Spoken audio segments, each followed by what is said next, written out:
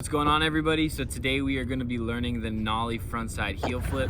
Before you learn Nollie Frontside Heelflips, make sure you have a really mean Nollie Heelflip, and make sure you have a Nollie Frontside 180 really clean and really fluid. Make sure that you can get it up off the ground with a full rotation, and make sure that it levels out.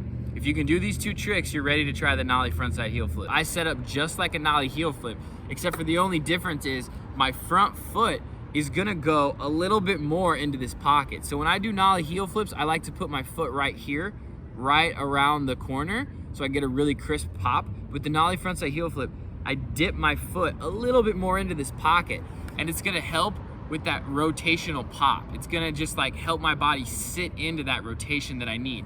And with the back foot, like I said, you wanna put it like a Nollie heel flip, but you can even like kind of put it a little bit more in the middle. I have some friends that put their foot right in the middle. So if the Nollie heel flip position isn't working for you, just experiment with where your back foot goes. You just like don't want to put so much of your foot on the board that it gets caught up when you flick, and you don't want to put so little of your foot on the board that when you go to flip it, it just overflips. Honestly, I'm not that good at Nollie Frontside heel flips. Kind of have a really hard issue keeping all of my weight centered, so every time I try it, there's three major things that I kind of have to remind myself to get a really good Nollie Frontside heel flip. So for me, I generally always try to put more weight onto my front foot and lean a little bit more onto my forward shoulder.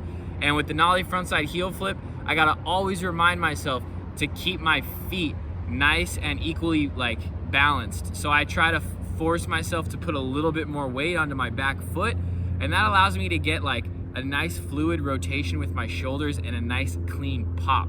So as I'm going into this trick, I remind myself, okay, do you have the same amount of weight on your back foot? The next thing I think about is I kind of try to have my shoulder a little bit open, and when I throw the Nollie Frontside heel flip, I kind of try to throw my back shoulder a little bit forward, and that really helps me stay like on top of the board and get just a clean rotation.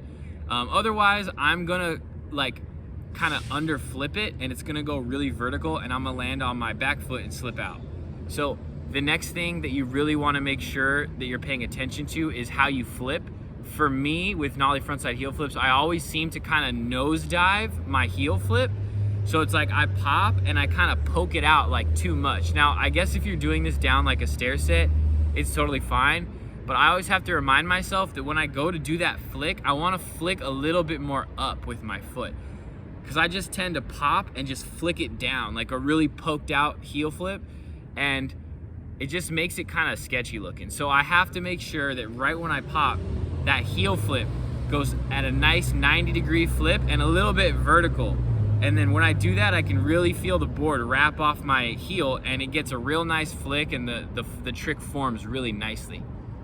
The last thing that I really like to pay attention to is when I pop this, I want to think of Nollie heel flipping first.